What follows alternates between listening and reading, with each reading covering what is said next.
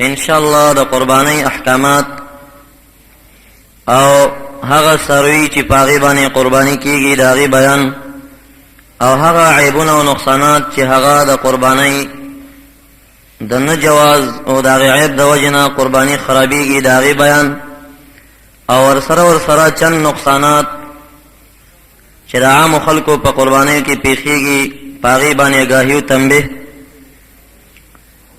او نصاب او ملک د نصاب د قربانی داغي وضاحت ان شاء الله او داشن چې مردگانو پسې قربانی رسی کنا یا ثواب لري کنا داغي وضاحت خلاصه دا چې د قربانی د مسائل متعلقه مسائل چې کوم دی هغه ان شاء الله نن بیانې. قربانی د احناف په مذهب کې دا په مسلمانانو باندې واجب ده او امام شافعی رحمت الله علیه دې ته سنت وایي. فرق دا دی چې زمونږ مذهب کې چې کوم انسان مالک وي د نصاب یعنی مالدار وي او قربانی ونه کې نو دې ګناهګاریږي ور باندې او سنت داسې یو کار وي چې د هغې په نه کولو باندې انسان د ملامتۍ باعث ګرځېږي، یعنی د شفاعت په موقع چې نبی اکرم صلی الله علیه وسلم شفاعتونه د امت کوي نو چا چې سنتونه نه وي کړی دا سړی به خړ سترګې ولاړ وي، ملامت به وي ورته،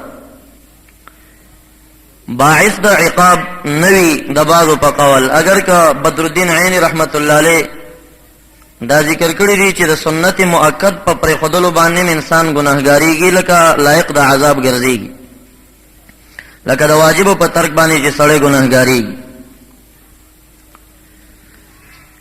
دلیل په وجوب باندې هغه دا دی چې یو خدا چې قرآن عظیم شان کې د قربانی په کولو باندې امر راغلی او امر تقاضا د وجوب کوي. رب ذوالجلال فرمایي فصلی لربک، منځ کوه رب خپل ته د اختر یا عام منځونه، وانحر او قربانی کوه.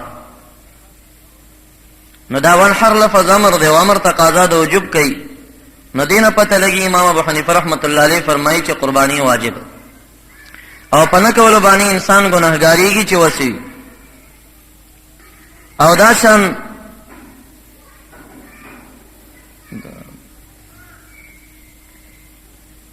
محنف ابن سلیم رضی الله تعالی عنه مبارک فرمایي چې د عرفات په موقع باندې موږ د نبی اکرم صلی الله علیه وسلم سره موجودو. محبوب علیہ السلام فرمایل یا ایها الناس خلقو ان علی اهل کل بیت فی کل عام اضحیه، په هر کور والا باندې په هر کال کې قربانی او اضحیه شته او مساکین تینا په بعض نور روایاتو مستثنا دي. نو دلته لفظ د علا راځي چې ان علی اهل کل بیت، په هر کور والا باندې لفظ د علا اصول والا اصول فقه کتابونو ذکر کړي چې دا راځي د وجوب د پاره او د لزوم د پاره چې په خلکو باندې قربانی لازمه ده. او کم انسانان چې د قربانی وس نه لري، وس د قربانی څه شی دی؟ په کم انسان چې صدقه فطر واجبېږي هغه انسان باندې قربانی هم واجبه. اوس صدقه فطر سرسایه په چا واجبېږي؟ سرسایه په هغه چا باندې واجب ده چې کم سړی 200 درهمه یا د هغې موافق پاکستانی افغاني یا نور ملکونو روپۍ ولري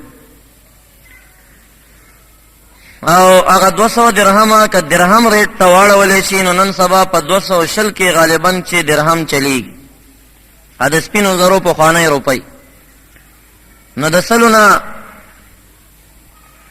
جوړیږي 12 زره او د 200 نه جوړیږي 40 زره کلدارې. بعضې نن سبا مفتیانو 10 زره ښودلي دي د احتیاط د وجن. نو 10 زره کلدارې چې کم انسان قرضه ور باندې نه وي د خپل مال نه لکه کم ضرورت وي د هغې نه سیوا ولري، په دې سړي باندې سرسایه هم واجبه ده دی به بل نه سرسایه نه اخلي، ورته ناجایز دی، او په ده باندې قرباني هم لازم او واجب، او دی به د دې مال زکات هم بیا ورکوي، زکات هم پې فرض. خو فرق د زکات او د سرسایه او د قربانۍ معمولی شته. د زکات داسې مسله ده چې دی به د خپل ټولو ضروریاتو نه سیوا دومره روپۍ لري او د کور زیاتی اسباب به ورکې نه حسابېږي، زیاتې به دومره لري. او په سرسایه او په قربانۍ کې چې کوم انسان په کور کې لوښې لري، د ده د ظاهري استعمال نه زیات دي. بسترې لري، د ده د ظاهري استعمال نه زیاتې دي. ډېر خلک کورونو کې زیات اسباب ساتي، نه د کور هغه زیات اسباب او سامان چې د ده د ضرورت د استعمال نه زیات دي هغه به قیمت کېږي، هغه به هم دې سره یو ځای کېږي. که مثلا 10,000 روپۍ لري خو زیاتي اسباب او سامان ورسره 12,000 برابرېږي، نو بیا هم په ده باندې سرسایه واجبه ده، دی به د بل نه سرسایه نه اخلي، په ده باندې قرباني بیا لازمه ده.